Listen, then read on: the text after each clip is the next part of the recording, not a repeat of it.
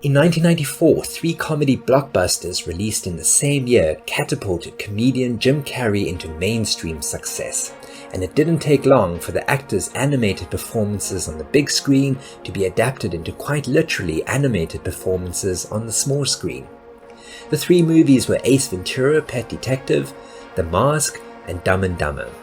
All three films went straight to number one at the box office, and the following year, all three were adapted into Saturday morning cartoons, debuting within 5 months of each other. Jim Carrey's own style, physical comedy, and exaggerated mannerisms made him a perfect fit for animation, rather than the movies themselves. The man is, in effect, a live-action cartoon character, and portrayed this so memorably in the three films, but that was the problem the animated series encountered. The films were very cartoon-like, but at the same time not suitable for young children, and the challenge the producers of the animated series faced was to retain the cartoon aesthetic of the films while adjusting it to suit younger viewers. Today's video revisits the mid-90s and a very familiar face in 1995, the year of the Jim Carrey cartoons.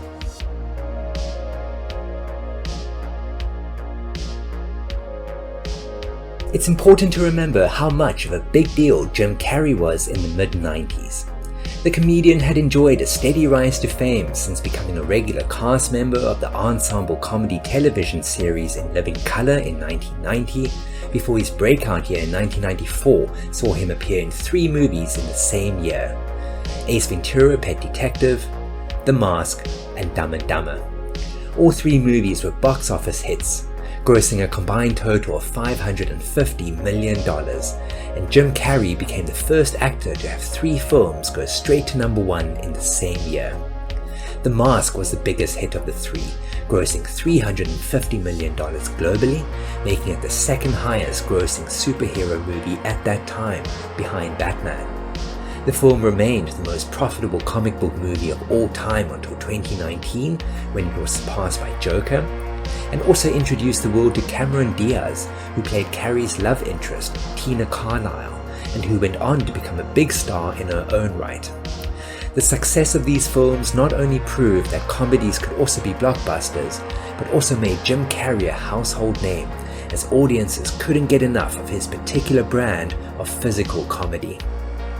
Jim Carrey had previously been described as a live-action cartoon character, and so it wasn't particularly the movies he starred in, but rather his cartoonish performances in them which made him seem so suitable for animation. None of the three films released in 1994 were intended for children, but were nevertheless adapted into Saturday morning cartoons the following year, debuting in quick succession. All the cartoons were developed separately by different animation studios, and Jim Carrey didn't voice any of the roles, his likeness instead being portrayed by three different and highly experienced voice actors: Rob Paulsen in The Mask, Michael Dangerfield in Ace Ventura, and Matt Fuhrer in Dumb and Dumber. The Mask and Ace Ventura series both resulted in relatively successful toy lines and video games, and The Mask spawned its own short-lived comic book series, Adventures of the Mask. All three cartoons served as sequels to their respective films. Despite Ace Ventura, Pet Detective being the first of the three movies released, The Mask was the first of the animated series to debut, in August 1995, with the pilot episode written by Emmy Award-winning head writer Duane Capizzi. Although the film was loosely based on the comic book series of the same name, the animated series was largely adapted from the movie, but with a few significant changes. Stanley Ipkiss is back in possession of the mask, although this time the mask can be used during the day as well as the night. The Tina Carlisle character is missing, as are the mobsters Nico and Dorian, while the reporter Peggy Brandt is now the main female character, though not a love interest. Her betraying Stanley at the end of the film hasn't been forgotten either. Other characters to return are Stanley's dog Milo, his friend Charlie, and his cranky landlady Mrs. Peenman, voiced by voice actress and Simpsons veteran Tress MacNeille. The police lieutenant Mitch Kellaway and his dim-witted partner Doyle return, voiced by more veteran voice actors Neil Ross and Jim Cummings respectively, as well as Arthur Newman, Stanley's therapist and the only character to be voiced by the same actor from the film, Ben Stein.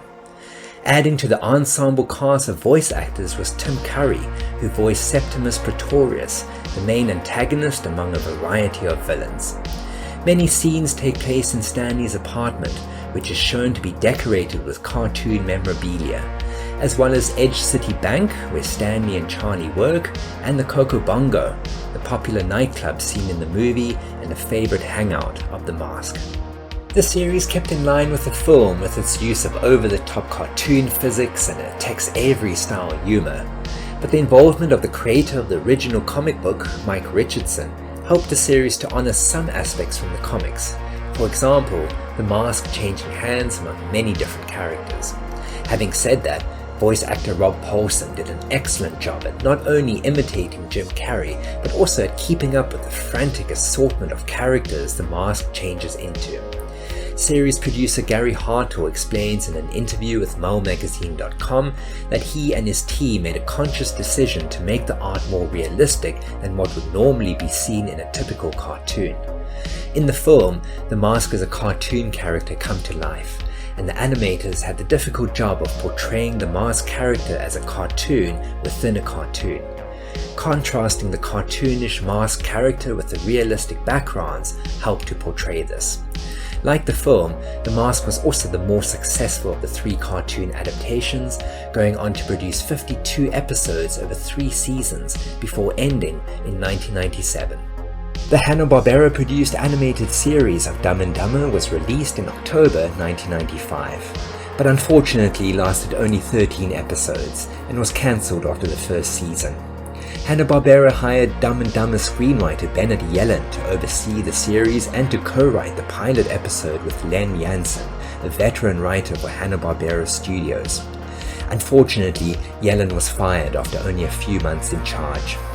The problem was that Yellen had no experience working with cartoons, and explains in the same interview with MoeMagazine.com that his experience working on the series was a negative one. The animated adaptation of Dumb and Dumber was the least successful of the 3 adaptations, but wasn't all bad.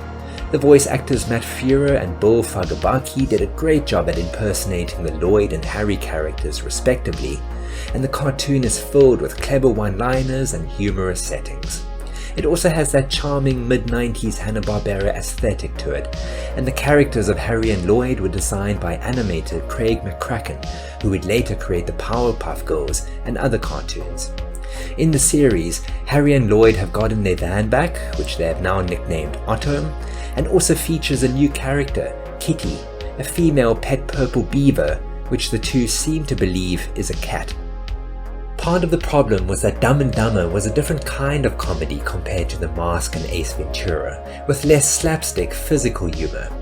The film is a buddy comedy about 2 grown men who think and act like naughty children, which is not so easy to translate into a kid's cartoon, while the antagonism between the two as seen in the movie is toned down in the cartoon to almost zero, and these factors probably contributed to why the series wasn't a success. Incidentally, Dumb and Dumber was the final Hanna-Barbera produced show to air on broadcast network television. All shows from this point onward were broadcast on Cartoon Network. Ace Ventura: Pet Detective debuted 1 month after the release of the second movie, Ace Ventura: When Nature Calls, in December 1995. While Dwayne Capizzi wrote the pilot episode for the Mask animated series, he also not only wrote the pilot for Ace Ventura, but developed the show as well. Credited in the series as Michael Hall, voice actor Michael Dangerfield was already familiar with Jim Carrey, having been used to fill in for some dialogue replacement on the Ace Ventura sequel when Carrey was busy on another film, and so was a natural fit for the off-the-wall private detective. Dangerfield was reportedly encouraged to impersonate Carrey, but also to make the Ace Ventura character even wilder and wackier than before, resulting in Jim Carrey on acid, to quote Dangerfield at MoeMagazine.com. Many characters from the movies return, though none of them were voiced by the original cast. Notable mentions are Ace's pet monkey Spike, who is almost constantly by Ace's side, and Woodstock, Ace's computer genius friend, who plays a more prominent role in the series. Here, the idea of a pet detective seems suitable for a kid's cartoon, but the problem with Ace Ventura, like Dumb and Dumber, was the humor. The show was forced to replace the adult humor from the movies with more slapstick, silliness and toilet humor, which proved to be hit or miss. Seth MacFarlane worked as a writer on a few of the episodes and displayed similar humor to his latest series.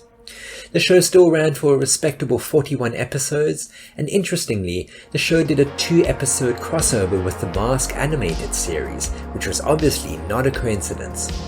The first part came as the season finale to The Mask, the episode titled The Iceman Cometh, where Milo had been kidnapped and Stanley Ipkiss hired Ace Ventura to help find him. Ace Ventura and The Mask started off as rivals at first, but as the crossover continued into the Ace Ventura episode Have Mask Will Travel, the two eventually started getting along with each other. Both episodes were written by Dwayne Capizzi, and since the two shows were very close together in time slots, both episodes aired on the very same day, August 30th, 1997. This episode was supposed to be the season finale to Ace Ventura, but the series was renewed by Nickelodeon in 1999 for a third and final season. And that brings us to the end of the year 1995, which saw 3 Jim Carrey-based cartoons released within 5 months of each other. Of the 3 series, the plots and characters of Ace Ventura: Pet Detective seemed like a more natural fit for a kid's cartoon, but the show struggled to translate the movie's humor, and the end result put a lot of people off. Personally, I enjoyed The Mask more. I thought it was funnier and better written, the characters were more interesting, the voice cast was something to admire, and I loved the overall visual style. The show did well at blending the cartoon and comic book worlds together, and paid more homage to its roots than the other series did, but still seemed restricted by its Saturday morning cartoon format. The designs and animation for Dumb and Dumber had a particular charm, but its concept was a little bland and one-dimensional, and probably would have made more sense using other characters. But that's just what I think. Let us know down in the comments which of these 3 cartoons you thought was better, and which of Jim Carrey's characters made the most sense for a Saturday morning cartoon. Please give us a like if you enjoyed this video, and remember to hit the subscribe button for more content like this. It really helps small channels like mine to grow. Thank you for watching, and stay tuned for more cartoon history.